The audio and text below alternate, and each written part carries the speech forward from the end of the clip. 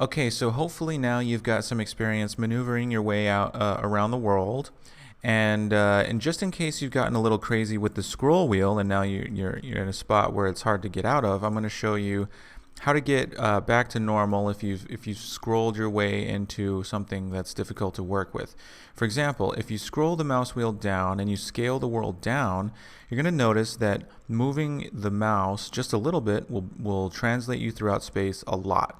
You'll go halfway through the world in the blink of an eye, and in order to get back to normal, you want to scroll the mouse wheel up and bring that thing back in. And sometimes when you're scrolling up, it'll make this world a lot bigger, and then you'll have to scroll back. You'll have to zoom out, left clicking and dragging, and then scrolling up again, and then zooming out and scrolling up again.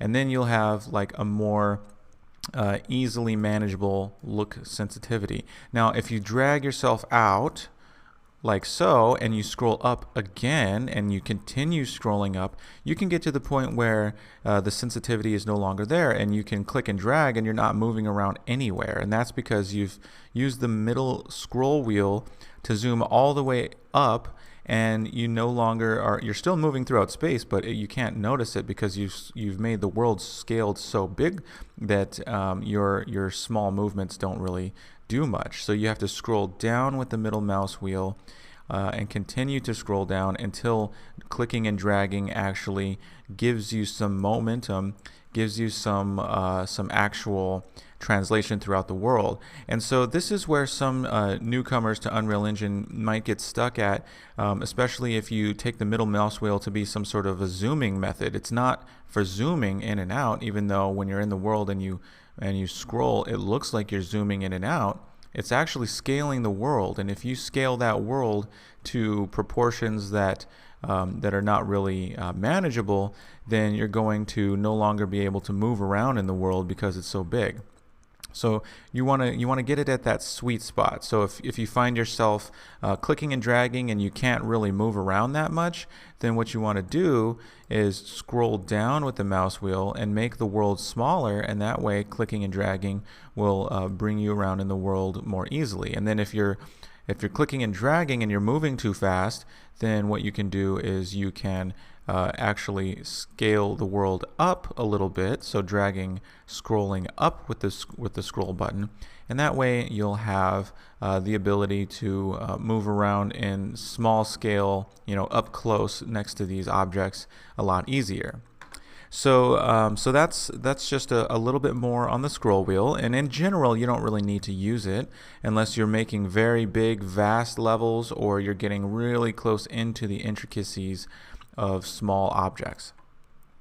Okay, so that takes care of maneuvering around in the viewport.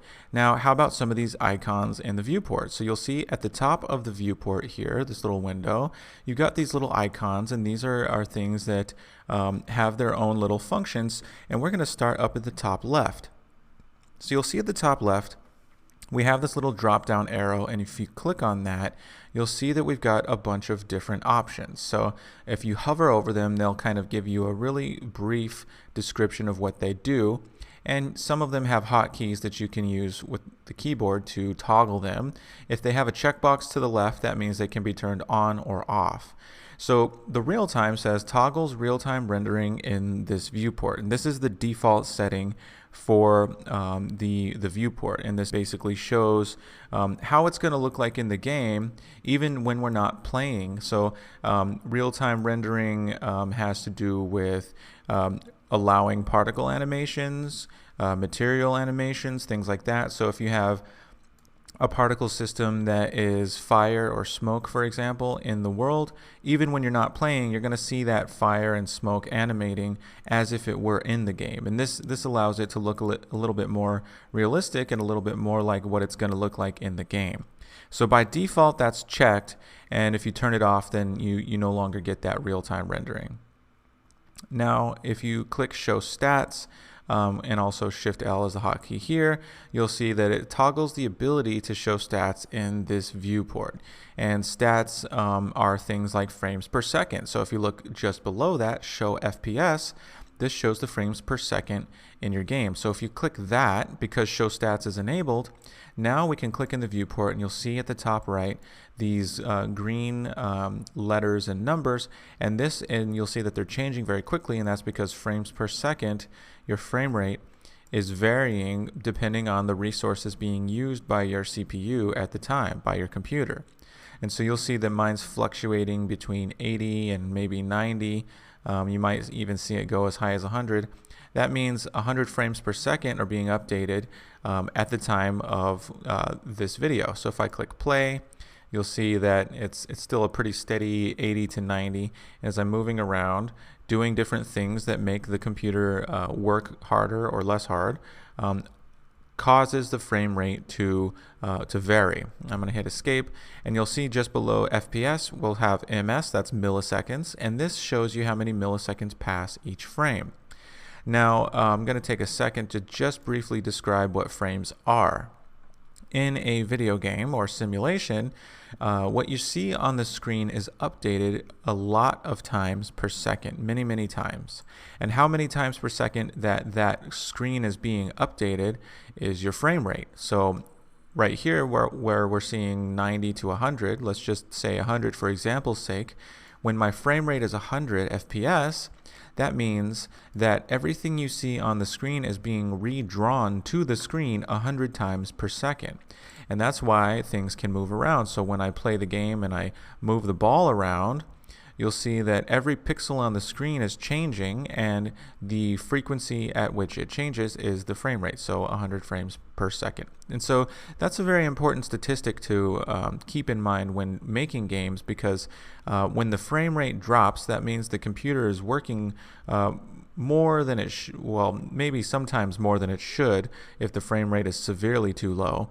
And then optimizations need to be made in order to get that frame rate higher, so that you can have a game that performs well. When the frame rate gets too low, then it starts to look choppy and it doesn't look right, and the performance suffers. So the frame rate is a very important statistic to keep in mind while developing. And so it's very useful to be able to turn that on or off, and this is how you do it using this drop down. Okay, so one level lower than that, we see show toolbar. And this shows basically different, if we uncheck it, you'll see that the different options in the toolbar are gone.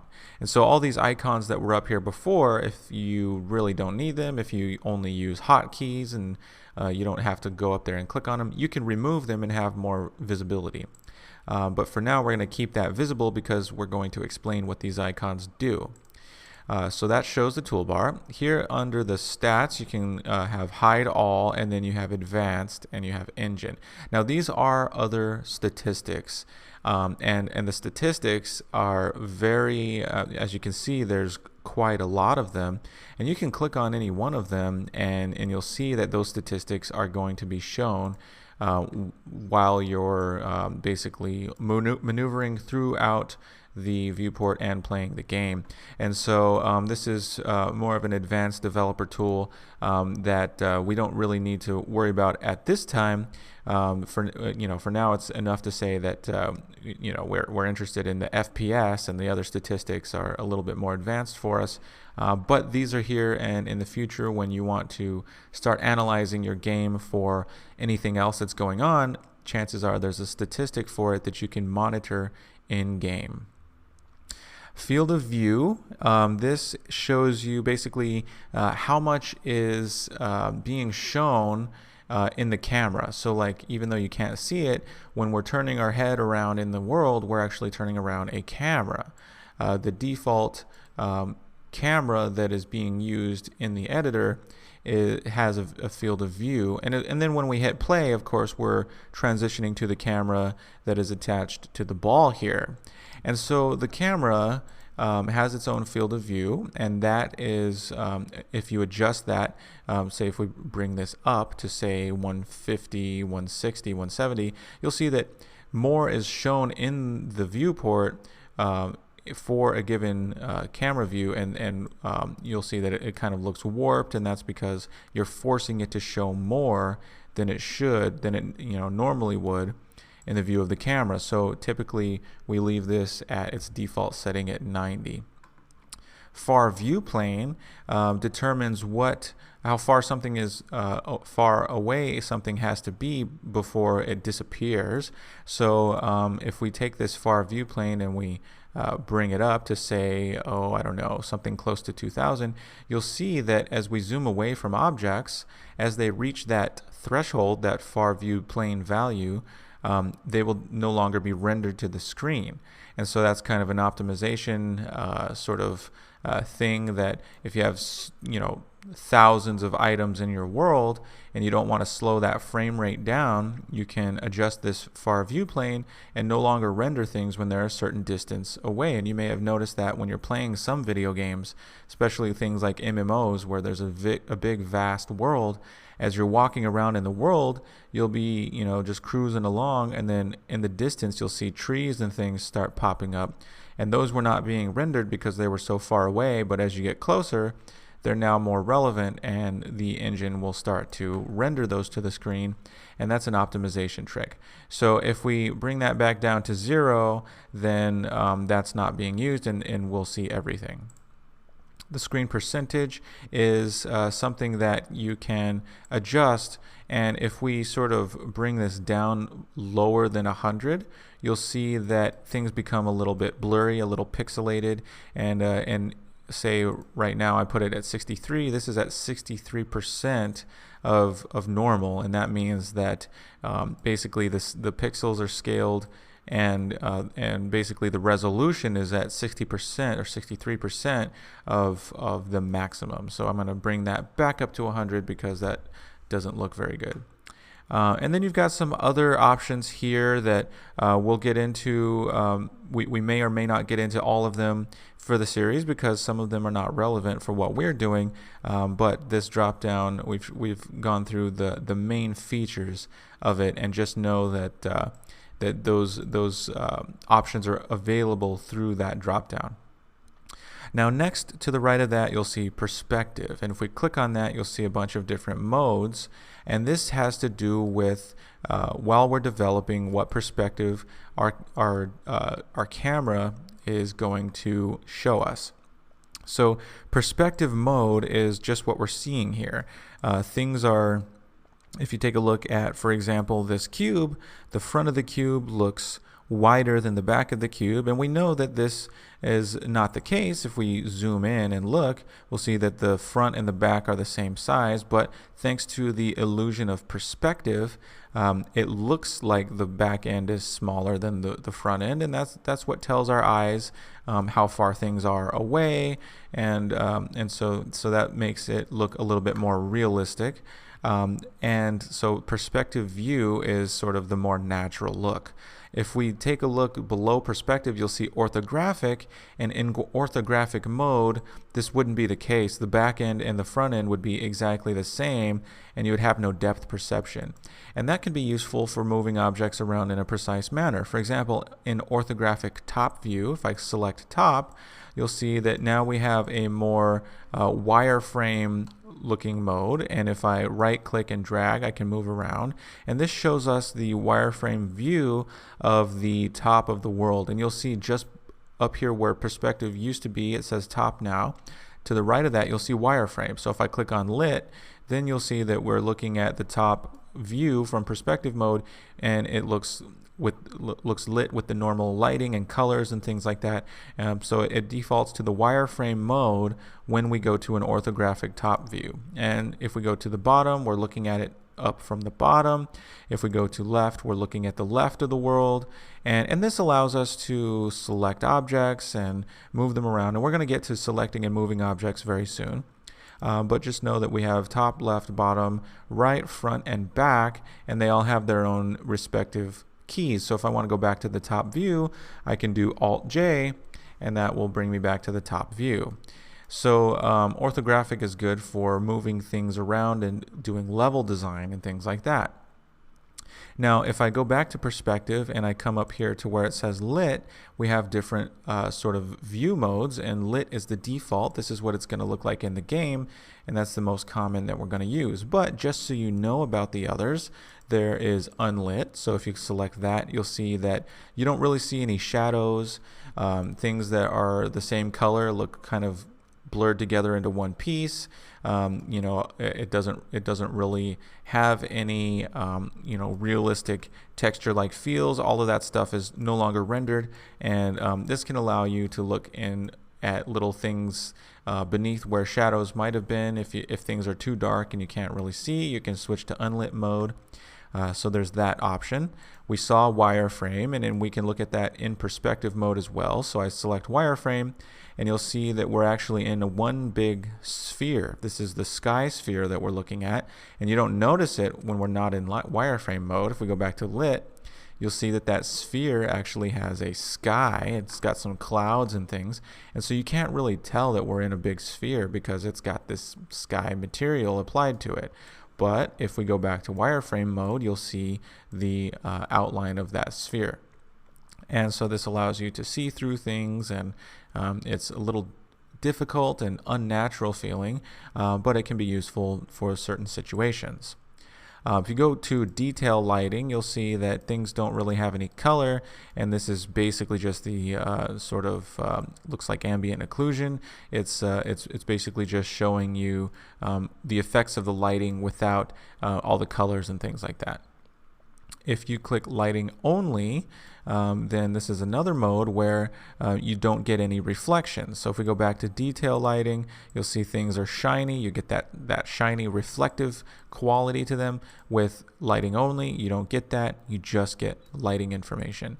If we go down to reflections, then it makes everything reflective, so that they're basically mirror edge surfaces, and this allows you to see that if you want to. I mean, it's kind of a strange mode to look at, but if you really need to see what the reflective nature of things are, if you're really concerned with a shiny object and what's going to reflect on it, you can go to pure reflection mode and see exactly what those reflections look like.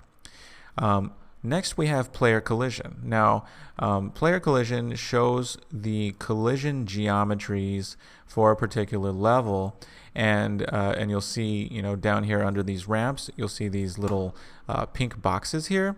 If I go back to lit mode, you'll see that this is actually a collision volume. It's not visible in game, but the ball is prevented from going and getting stuck under this little wedge here because it's got a collision volume. And we can see that by going to player collision and seeing these little volumes that will be hidden in game, but they're there. And you'll see that there's also collision volumes up here, and these prevent the ball from flying out and falling out over the platform. And of course, all the objects you would expect to have a collision in the world, you can see those as well. So the boxes and all that, these are the collision volumes that the physics engine uses to simulate physics when things collide with each other. So that's player collision. Now, looking at visibility collision is similar, only things that are hidden in the game, like those little collision boxes beneath the ramp here, they're no longer visible, and the boxes here that are invisible that prevent the ball from flying over the platform are also no longer visible, and that's because we're only showing things that are visible. So visibility collision does that. Now, there's other things that are a bit more complicated. I'm not going to overwhelm you with all of them. In fact, you're pretty much only going to be working in the lit mode, but it's good to know that the other modes exist and they're there for when you need them. Now, next to the lit icon, you see show, and show gives you a bunch of different options to show things or hide them, and these are a bunch of, post-processing has to do with rendering options that give you realistic or desired effects. For example, things like bloom. This is kind of a quality that makes things sort of have their own glow, and so these types of effects can be enabled or disabled. Motion blur, for example, if you click that and you move around very quickly, you'll see that it blurs just like it would maybe in a film or in real life. So motion blur can be annoying, and that's why it's turned off by default, but you can turn that on here. So I'm going to disable that. And you got a bunch of other things that you can play around with. I encourage you to turn things back to the defaults if you change them, unless you really like them. If you want to keep motion blur, for example, you can do that. You've got a bunch of different things you can turn on and off if you want to see them or not see them. The grid, for example, is one thing I'm going to show you. If we move around to the one side of this platform and we move down, you'll see here that there is a grid, and this grid exists where the z component is 0 in the world. So basically the z coordinate in the world is 0. So this is like showing you the ground level of the world, and you've got this grid showing you basically units of measurement, and this allows you to see basically how far along you are in one direction or another. And in the show icon, if you go down to grid and check or uncheck it rather, that grid will disappear. So if you don't want to see that, you can turn it off, and checking it will bring it back on. So this gives you a bunch of different things you can show or hide. If you don't want to see static meshes, and basically almost every object in here is a static mesh, you can click show and uncheck static meshes, and now they are all gone. So you'll see that everything that made up all the basically blocks and objects in the world, they have static meshes associated with them, and you can turn those off. So that's the top left 4 icons and some options that they provide. And in the next video, we're going to get to these options to the right here, and these more have to do with manipulating objects in the world. So for the most part on the top left here, we're not going to mess with most of these in this series, but it's again important to know the different ways to basically switch between views and different view modes, perspective modes, and also the ability to show or hide different things in the world. And so basically these are at your disposal if you need them. But again, we're going to, for the most part, leave it in perspective mode, lit view mode, and show. We're going to leave these all to their defaults. So we'll see you in the next video, and we'll start maneuvering and manipulating some objects in the world.